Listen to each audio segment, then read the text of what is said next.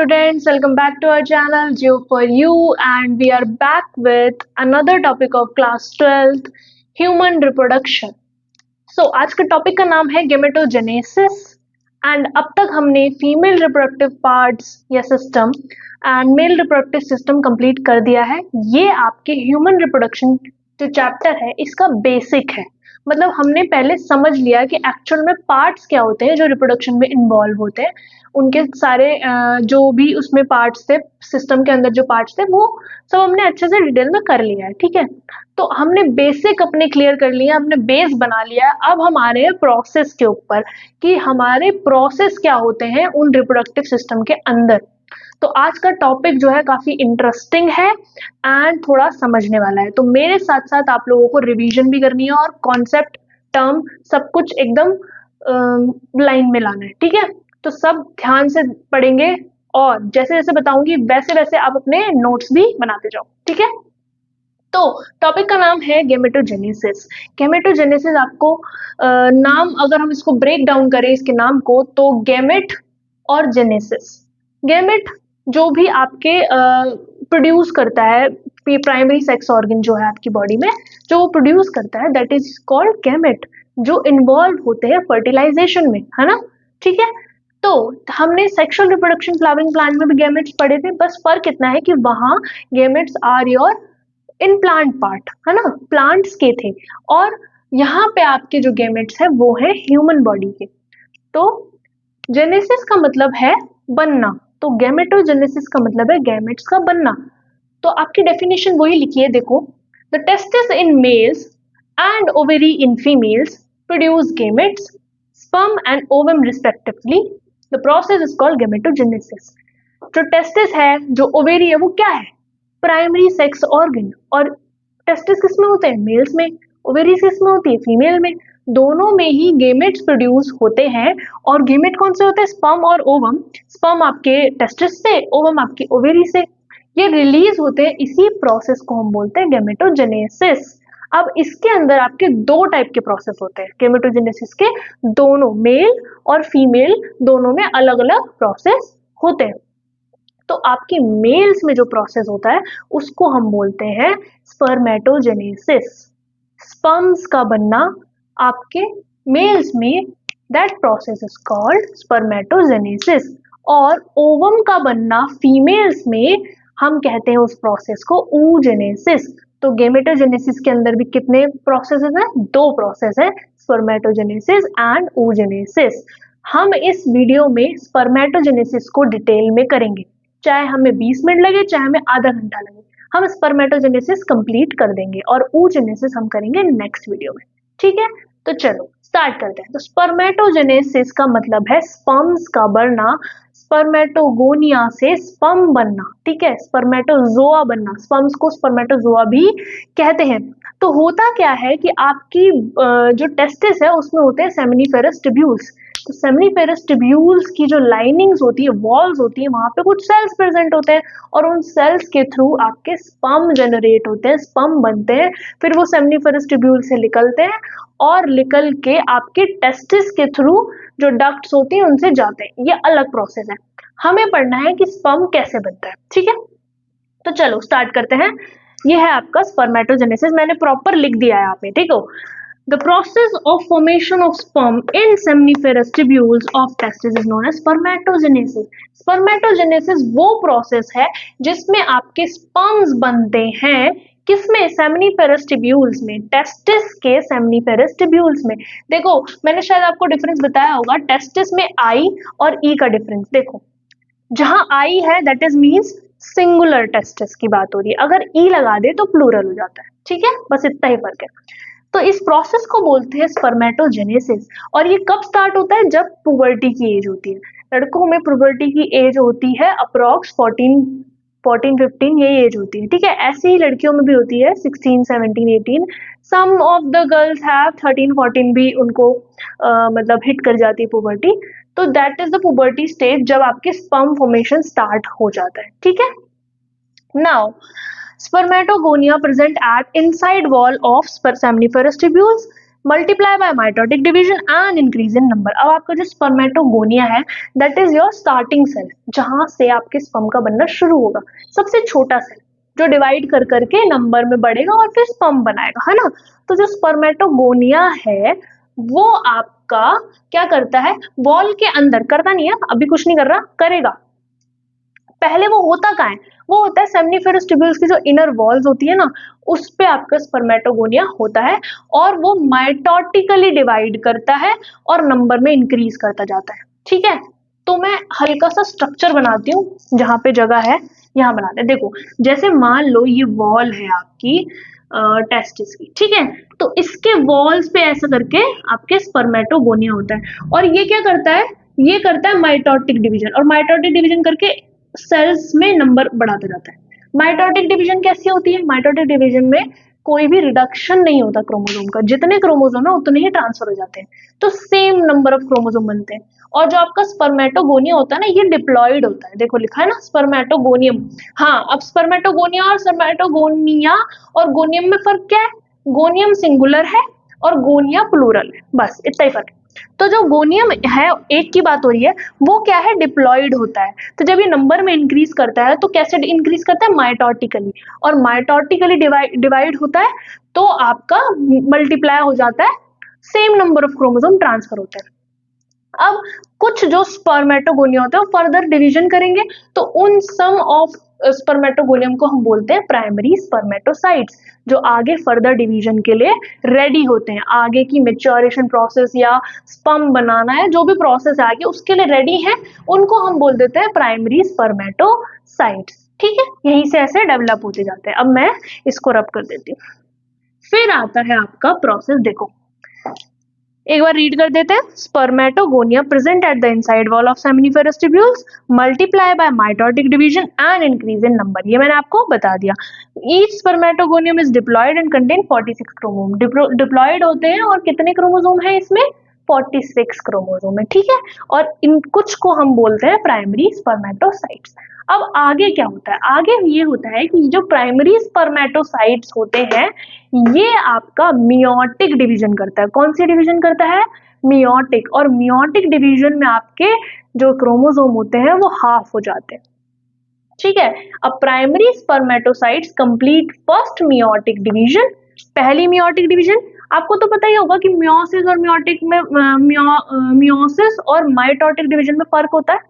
Mitotic division में आपका number of chromosome कम नहीं होता, लेकिन मियोसिस जो होता है, मियोटिक डिवीजन जो होती है, उसमें आपका क्रोमोसोम नंबर हाफ हो जाता है पहली डिवीजन में। और मियोसिस में आपकी सक्सेसिवली 2 डिवीजन होती है, ये भी आपको पता होगा। पहली डिवीजन में नंबर हाफ हो जाता है और दूसरी में नंबर सेम रहता है। ठीक है, तो वही है, पहली मेयोटिक डिवीजन करी आपके प्राइमरी स्पर्मेटोसाइट ने और leads to the formation of 2 equal haploid cells, उसने 2 इक्वल हैप्लॉइड सेल्स बनाए।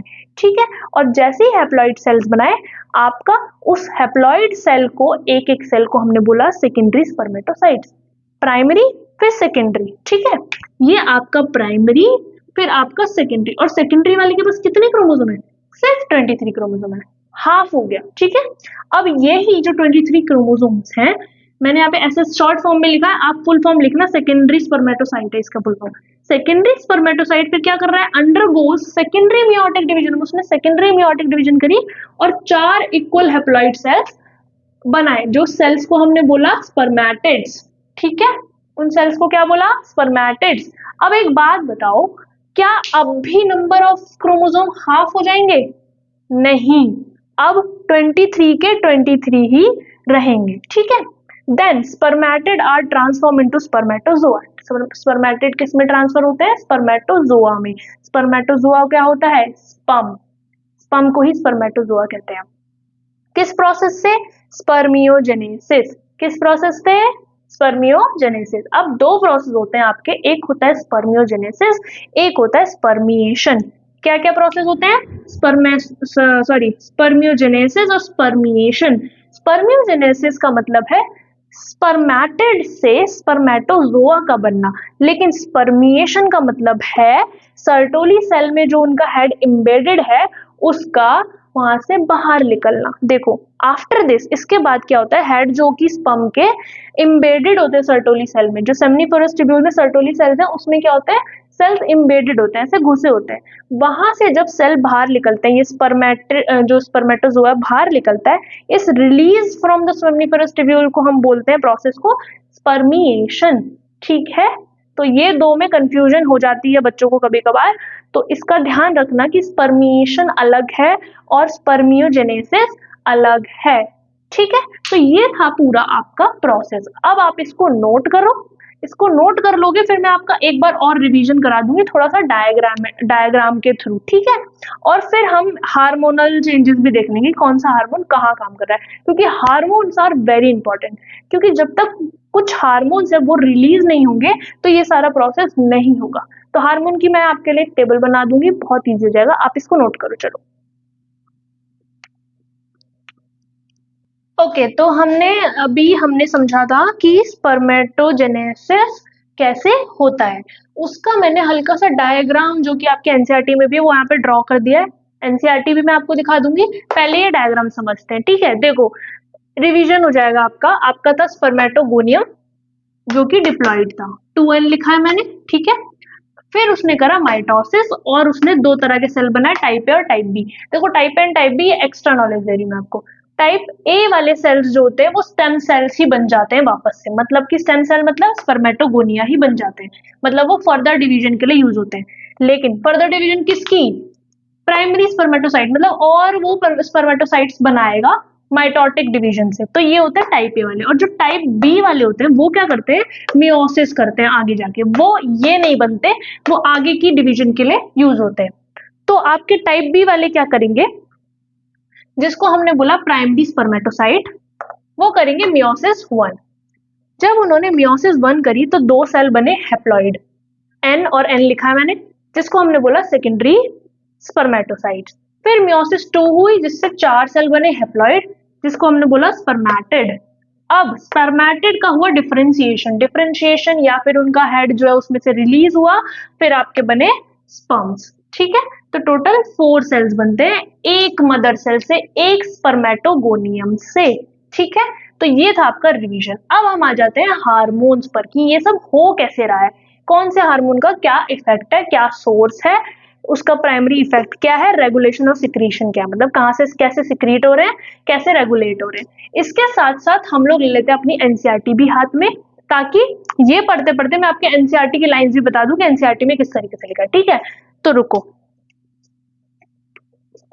पहले आपको मैं दिखा देती हूँ डायग्राम। ठीक है, पहले आप डायग्राम देख लो। So this is the diagram, ये वाला डायग्राम मैंने ड्रॉ नहीं किया, ये एक सिंपल सा डायग्राम मैं आपको दिखाना चाहती हूँ। देखो जो नीचे वाले सेल्स हैं, दीज आर स्पर्मेटोगोनियम, और ये फर्दर माइटोटिक डिवीजन करते हैं और बनाते हैं प्राइमरी स्पर्मेटोसाइट। ठीक है, बनाया प्राइमरी स्पर्मेटोसाइट, और ये है आपके सर्टोली सेल्स। बताया था ना, 9 सेल्स जो न्यूट्रिशन प्रोवाइड करते हैं, these are Sertoli cells. Sertoli cells में देखो हेड इम्बेडेड है ना स्पर्मेटिड्स का, और ये हो गए स्पर्मेटोजोआ, जो रिलीज हो गए वो स्पर्मेटोजोआ। सेकेंडरी स्पर्मेटोसाइट ये रहे। ठीक है, तो ये है पूरा, और ये सेमनीफेरस ट्यूब्यूल्स का स्ट्रक्चर है। चलो, तो अब हमने उठा ली है एनसीईआरटी, आगे बढ़ते हैं। तो एनसीईआरटी में लिखा है कि स्पर्मेटोजेनेसिस स्टार्ट होता है कौन सी एज में, पुबर्टी की एज में, और किसकी वजह से होता है, significant increase in secretion of gonadotropin releasing hormone. किसकी वजह से, गोनाडोट्रोपिन रिलीजिंग हार्मोन। हमारा सबसे पहला हार्मोन वही है, GnRH, गोनाडोट्रोपिन रिलीजिंग हार्मोन। आप इसको फुल फॉर्म करके लिख लेना, मैंने शॉर्ट फॉर्म में लिखा है। ठीक है, तो गोनाडोट्रोपिन रिलीजिंग हार्मोन करता क्या है, ये करता है the increased level of gonadotropin then act at a anterior pituitary gland and stimulate the secretion of 2 gonadotropins। देखो वही लिखा है, गोनाडोट्रोपिन कहाँ से रिलीज हुआ, हाइपोथैलेमस से, और ये जो है इनहिबिट हो जाता है टेस्टोस्टेरॉन से। अगर टेस्टोस्टेरॉन रिलीज होने लग जाएगा तो ये इनहिबिट हो जाएगा, तब नहीं होगा। तो गोनाडोट्रोपिन क्यों रिलीज हो रहा है, ताकि वो बाकी के 2 गोनाडोट्रोपिन्स को रिलीज कर सके। कहाँ से, पिट्यूटरी ग्लैंड से। मतलब ये एक्ट कहाँ कर रहा है, पिट्यूटरी ग्लैंड पे एक्ट कर रहा है। तो दो गोनेडोट्रोपिन कौन से हैं, एफएसएच और एलएच, ठीक है, यही लिखा है आपकी बुक में भी, ठीक है। अब बढ़ते हैं आगे, तो कौन कौन से हैं, एफएसएच और एलएच। एफएसएच की फुल फॉर्म है फॉलिकुलर स्टिमुलेटिंग हार्मोन, और एलएच की फुल फॉर्म है ल्यूटिनाइजिंग हार्मोन, ठीक है। ये दो गोनेडोट्रोपिन रिलीज होते हैं इसके इफेक्ट की वजह से, जो कि इसका इफेक्ट किस पे होता है, पिट्यूटरी ग्लैंड पे। रिलीज कहां से होता है, हाइपोथैलेमस से, ठीक है। आगे बढ़ते हैं, आगे क्या लिखा है, LH act at the Leydig cells and stimulates synthesis and secretion of androgen। अब LH ने कहा एक्ट करा, देखो पहले दूसरा आपका FSH है, पर हम LH पढ़ लेते हैं पहले क्योंकि बुक में LH लिखा है। LH ने क्या करा, कहां से रिलीज हो रहा है, anterior lobe of pituitary gland से रिलीज होता है LH, और ये जो कि स्टिमुलेट किससे हो रहा है, GnRH। अभी हमने ऊपर पढ़ा, करता क्या है, ये स्टिमुलेट करता है इंटरस्टिशियल सेल्स को, ताकि टेस्टोस्टेरोन रिलीज हो। और इंटरस्टिशियल सेल्स कौन से हैं, सर्टोली सेल्स को ही हम बोलते हैं इंटरस्टिशियल सेल्स, वही लिखा है लेडिक सेल्स को बोलते हैं, ठीक है। उसको ये स्टिमुलेट करता है क्या रिलीज करने के लिए, टेस्टोस्टेरोन रिलीज करने के लिए। अब आगे लिखा है androgen in turn stimulates the process of spermatogenesis. अब आपका एंड्रोजन क्या स्टिमुलेट करता है, जो रिलीज हुआ आपका एंड्रोजन इज कॉल्ड टेस्टोस्टेरोन। उसने क्या किया, चलो एफएसएच भी पढ़ लेते हैं, इसका देख लेंगे बुक में। एफएसएच में क्या लिखा है, वो भी पिट्यूटरी से रिलीज होता है और ये भी जीएनआरएच से स्टिमुलेट होता है, लेकिन ये आपके इनहिबिन और टेस्टोस्टेरोन की वजह से इनहिबिट भी हो जाता है, और ये आपका स्पर्मेटोजेनेसिस को ये भी क्या करता है, स्टिमुलेट करता है। ये दोनों ही हार्मोन आपके स्पर्मेटोजेनेसिस को स्टिमुलेट करते हैं, ठीक है। मतलब ये जो है स्टिमुलेट करने का काम करता है, मतलब करवाता है, और ये आपका रिलीज करवाता है, ठीक है। एंड्रोजन रिलीज कराता है, ये स्पर्म रिलीज कराता है, एफएसएच स्पर्म रिलीज कराता है, और आपका एलएच आपका टेस्टोस्टेरोन रिलीज कराता है। फिर आपका जो टेस्टोस्टेरोन रिलीज हुआ उसका काम क्या है, ये आपके testis interstitial cell Leydig cell से रिलीज होता है, और ये आपके एलएच के द्वारा स्टिमुलेट किया जाता है, और इसका इफेक्ट होता है सेकेंडरी सेक्सुअल कैरेक्टर्स का। ये क्या करते हैं, सेकेंडरी सेक्सुअल कैरेक्टर्स को स्टेब्लिश करते हैं, स्पर्मेटोजोआ का मैच्योरेशन कराता है ये, और आपका गोनेडोट्रोपिन इनहिबिट करता है। ऊपर ही बताया था इनहिबिटेड बाय टेस्टोस्टेरोन गोनेडोट्रोपिन, ठीक है। जैसे ही एंड्रोजन रिलीज होने लग जाता है, जैसे ही enough amount of androgen release हो जाता है, तो गोनेडोट्रोपिन की सिक्रीशन बंद हो जाती है। इसको हम बोलते हैं नेगेटिव फीडबैक मैकेनिज्म। उसके बारे में भी अभी मैं आपको लिखवा दूंगी, ठीक है, डोंट वरी। सो आगे क्या लिखा है, एफएसएच के बारे में लिखा है, देखो FSH act on Sertoli cells. LH किस पे एक्ट कर रहा था, लेडिक सेल्स पर। एफएसएच किस पे एक्ट करेगा, सर्टोली सेल्स पर। सर्टोली सेल्स पे एक्ट करेगा और स्टिमुलेट करेगा। शायद मैंने आपको यहाँ पे सर्टोली बोल दिया होगा इनिशियल्स का, अगर मैंने बोल दिया है तो I am sorry. Interstitial cells आपके लेडिक सेल्स होते हैं, सर्टोली सेल्स नहीं। सर्टोली अलग है और लेडिक सेल्स अलग है। तो एफएसएच स्टिमुलेट करता है, एक्ट करता है सर्टोली सेल्स पे, ठीक है। और क्या स्टिमुलेट करता है, अभी बताते हैं। स्टिमुलेट करता है some factors which help in the process of spermiogenesis. किसके प्रोसेस में हेल्प करते हैं, स्पर्मियोजेनेसिस। स्पर्मियोजेनेसिस क्या है, स्पर्म का उसके सेल्स से सर्टोली सेल की हेड, जो स्पर्म का हेड है वो रिलीज हो पाए, उसमें हेल्प करता है एफएसएच आपका। चलो बेसिकली स्पर्म बनाने में हेल्प करता है, ठीक है। तो सारे हो गए, सिर्फ एक इनहिबिन बचा है, इनहिबिन भी पढ़ देते हैं।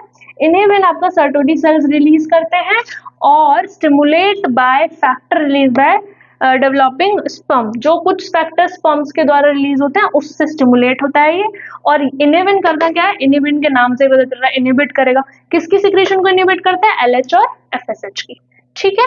आगे बढ़ लेते हैं हम एनसीईआरटी से ही थोड़ा बहुत। तो आगे एनसीईआरटी में आपका स्पर्म का स्ट्रक्चर है, वो मैं आपको करा देती हूँ, आप इसको नोट कर लो। So we are at the end. अब हम एंड पे हैं, स्पर्मेटोजेनेसिस के बिल्कुल एंड पे हैं। देखो हमने समझ लिया कि हार्मोन्स कौन कौन से क्या क्या काम करते हैं। अब जो नेगेटिव फीडबैक मैकेनिज्म है वो कैसे काम करता है, वो मैंने यहाँ पे एक फ्लो चार्ट के फॉर्म में लिखा है।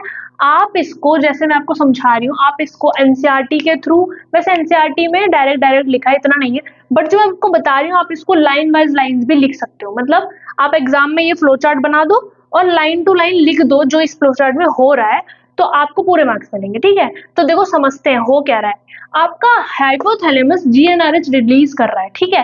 वो कब जीएनआरएच रिलीज करेगा, जब कुछ नहीं हो रहा, अभी कुछ नहीं हो रहा, तो उसने जीएनआरएच रिलीज करा, और उस जीएनआरएच ने एक्ट करा एंटीरियर पिट्यूटरी पे। जैसे ही एंटीरियर पिट्यूटरी पे एक्ट करेगा, होगा क्या कि एंटीरियर पिट्यूटरी एफएसएच और एलएच दोनों रिलीज करेगा, ठीक है। तो एफएसएच तो काम करेंगे सर्टोली सेल पर और एलएच काम करेंगे लेडिक सेल पर, दोनों ही अलग अलग काम कर रहे हैं और अलग अलग चीजें रिलीज करेंगे। सर्टोली सेल रिलीज करेगा इनिबिन और लेडिक सेल रिलीज करेगा एंड्रोजन। अब एंड्रोजन तो अपना फर्दर काम, जो उसका मेन काम है वो तो करेगा ही, वो जो उसके सेक्सुअल मैच्योरेशन कराना और आपका सेकेंडरी सेक्सुअल कैरेक्टर्स लाना, ये सारे काम तो वो करेगा ही। उसके अलावा एंड्रोजन क्या करेगा, आपकी एंटीरियर पिट्यूटरी को दोबारा से फीडबैक देगा। जैसे ही इनफ ऑफ एंड्रोजन रिलीज हो जाएगा कि जितना चाहिए बॉडी में उतना रिलीज हो जाएगा, वो आपका एंटीरियर पिट्यूटरी को ये मैसेज देगा कि एलएच की सिक्रेशन कम कर दो। तो that is the negative feedback, ये नेगेटिव फीडबैक गया है कि कम करो, ठीक है। और साथ ही साथ आपके हाइपोथैलेमस को भी बोलेगा कि जीएनआरएच कम कर दो, इनहिबिट करने काम करेगा। और दूसरी तरफ इनहिबिट का कोई इनहिबिन का कोई एक्स्ट्रा काम नहीं है, उसका काम ही इनहिबिट करना है। वो क्या करेगा, एफएसएच की सिक्रीशन इनहिबिट करेगा। जैसे उसको पता चलेगा इनफ ऑफ स्पर्म जो है रिलीज हो चुके हैं, इनफ ऑफ स्पर्म जो है ऑलरेडी रिलीज हो चुके हैं, सर्टोली सेल से रिलीज का काम हो चुका है, तो वो एफएसएच की सिक्रीशन कम कराएगा और साथ ही साथ जीएनआरएच की सिक्रीशन भी कम कराएगा। तो that is the feedback mechanism. इसमें आप एक लाइन ये ऐड कर सकते हो कि इससे आपका सिक्रीशन जो है वो मेंटेन रहता है, आपका स्पर्म का सिक्रीशन मेंटेन रहता है और एक वेल मेंटेन मैनर में आपका जो है प्रोसेस चलता है, ठीक है। तो ये हो गया आपका नेगेटिव फीडबैक मैकेनिज्म। अब हम बात कर लेते हैं अपने स्पर्म के स्ट्रक्चर की। देखो स्पर्म का स्ट्रक्चर कुछ इस टाइप का होता है। आपके टोटल 3 पार्ट होते हैं स्पर्म में। एक होता है हेड पार्ट, एक मिडिल पार्ट होता है और उससे पहले बीच में आ जाता है नेक और लास्ट होता है टेल, ठीक है। तो ये आपको कुछ इस तरीके से स्पर्म दिखता है। होता ये है कि स्पर्म के आउटसाइड में एक प्लाज्मा मेम्ब्रेन का कवरिंग होती है, पीएम मतलब प्लाज्मा मेम्ब्रेन, ठीक है। एक कवरिंग होती है प्लाज्मा मेम्ब्रेन की, ठीक है, पूरी बॉडी पर। उसके बाद जो स्पर्म का हेड है वो थोड़ा सा इलोंगेटेड होता है और ऐसे न्यूक्लियस, इसके अंदर हैप्लॉइड न्यूक्लियस होता है जिसमें क्रोमोसोम होता है, ठीक है, वही लिखा मैंने यहाँ पे। और जो एंटीरियर पोर्शन होता है, आगे का पोर्शन होता है, ये वाला पोर्शन, ये जो यहाँ दिख रहा है, इस पोर्शन पे कैप सी कवर होती है, कैप की तरह कवर होता है और इस पोर्शन में होते हैं कुछ एंजाइम्स और इस पोर्शन को हम स्ट्रक्चर को बोलते हैं एक्रोजोम। क्या बोलते हैं, एक्रोजोम। ये होते हैं, इसके अंदर कुछ होते हैं एंजाइम, जो एंजाइम आपकी फर्टिलाइजेशन ऑफ ओवम के टाइम पे हेल्प करते हैं। ओवम के ऊपर भी कुछ लेयरिंग होती होगी तो उसको पेनिट्रेट करने के लिए ये एंजाइम रिलीज होता है, ठीक है। तो ये तब हेल्प करते हैं। फिर आ जाता है आपका माइटोकॉन्ड्रिया। माइटोकॉन्ड्रिया जैसा वो हर सेल में काम करता है वो इसमें भी वही काम करता है, एनर्जी प्रोड्यूस कराता है जिसकी वजह से टेल की मूवमेंट हो पाती है।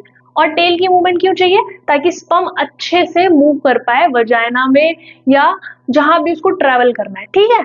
तो स्पर्म की मोटिलिटी के लिए होती है आपकी माइटोकॉन्ड्रिया की एनर्जी, ठीक है। अब लास्ट पोर्शन है आपका कि जो ह्यूमन मेन होते हैं वो अप्रोक्सीमेटली 200 से 300 मिलियन स्पर्म रिलीज करते हैं एक बार में ड्यूरिंग कॉइटस, ठीक है। इतने सारे स्पर्म रिलीज क्यों करते हैं, क्योंकि देयर इज अ रेस जिसने इतने सारे में से कुछ होते हैं जो वजाइना में मर जाते हैं, कुछ होते हैं सर्विक्स में मर जाते हैं, क्योंकि देयर इज सम प्रोटेक्शन ना, वहां पे भी बहुत सारी प्रोटेक्शंस हैं। हमारी बॉडी का मैकेनिज्म ऐसा होता है कि कोई भी इन्फेक्शन ना हो, तो कितने सारे सेल्स जो कितने सारे स्पर्म जो है वो वहीं मर जाते हैं, तो इसीलिए इतने सारे होते हैं। एक रिलीज करेगा पता चले मर गया, तो देर इज बहुत सारे और सबका कंपटीशन होता है कौन ओवम तक पहुंच पाता है। ओवम एक ही होता है पर स्पर्म इतने सारे रिलीज होते हैं कॉइटस के टाइम पे। और स्पर्म होते किसके अंदर है, सीमेन के अंदर। अब जब आपका स्पर्म जो है सर्टोली सेल से रिलीज हो जाता है तो वो सेमिनिफेरस ट्यूब्यूल से निकल के जाता है आपके एपिडाइडमिस में, वासा एफ्रेंशिया वासा डेफरेंस में जाता है, फिर वो रिलीज पेनिस तक आता है। कैसे आता है, कुछ आपके ग्लैंड्स होते हैं, सेसरी ग्लैंड्स और डक्ट्स होते हैं ना, उसके थ्रू वो उसमें सेमिनल प्लाज्मा डालते हैं। सेमिनल प्लाज्मा और आपके स्पर्म मिलकर क्या बनाते हैं, सीमन बनाते हैं, जो आपकी मेल जो रिप्रोडक्टिव पार्ट है, जो पेनिस है उसके थ्रू रिलीज होता है, ठीक है। तो ये आपका मेल रिप्रोडक्टिव सिस्टम जो है मैंने खत्म कर दिया। एक बार थोड़ा सा पोर्शन एनसीईआरटी का रीड कर लेते हैं, देख लेते हैं कुछ बचा तो नहीं है। तो स्पर्म का आपका, हाँ ये एक लाइन है कि at least 60% of sperm must have normal shape and size, at least 40% of them show various motility. ऐसा बोला है कि 100% में से 60% जो होते हैं वो आपके शेप एंड साइज में ठीक होते हैं, ठीक है, और जो बाकी के 40% होते हैं उनकी शेप एंड साइज ठीक नहीं होती, तो उनकी मोटिलिटी ज्यादा अच्छी होती है, मूवमेंट ज्यादा अच्छी करते हैं वो, ठीक है। और आपके स्पर्म जो है सेमिनिफरस ट्यूब्यूल से निकल के एसेसी डक्ट में जाते हैं, फिर एपिडाइडिमिस, वासा डिफरेंस, सेमिनल, वेसिकल, प्रोस्टेट, ये सारे इसके अंदर मैच्योरेशन करा के पूरी मतलब इनमें सेमिनल प्लाज्मा प्रोवाइड कराते हैं, और the seminal plasma along with the sperm constitute the semen, semen produce करते हैं, ठीक है। The function of male accessory ducts and glands are maintain by the testicular hormone that is androgen. Androgen इनको भी maintain करता है, accessory ducts और glands को भी, ठीक है। तो बस स्पर्मेटोजेनेसिस में इतना ही था, पूरा स्पर्मेटोजेनेसिस हमने पढ़ लिया है। अब एक डायग्राम और है जो मैंने आपको पहले ही बना के दिखा दिया, वो हम एक बार देख लेते हैं यहाँ पे, ठीक है। वैसे मैंने दिखा दिया ये आपको बना के, पर फिर भी देख लो। इस टाइप से लिखा है, प्यूबर्टी में एक सेल निकलता है स्पर्मेटोगोनिया, और उसका माइटोसिस होता है, डिफरेंशिएशन हुआ, फिर उसमें से एक सेल का आगे मियोसिस होगा, प्राइमरी स्पर्मेटोसाइट, मियोसिस 2 बने हैप्लॉइड, फिर उसने सेकेंडरी डिवीजन करी 4 बने, और फिर उसका डिफरेंशिएशन हुआ तो आपके स्पर्मेटोजोआ बना, और स्पर्मेटोजोआ आपके सर्टोली सेल से निकल कर बनता है आगे फर्दर किसमें, स्पर्म्स में, ठीक है।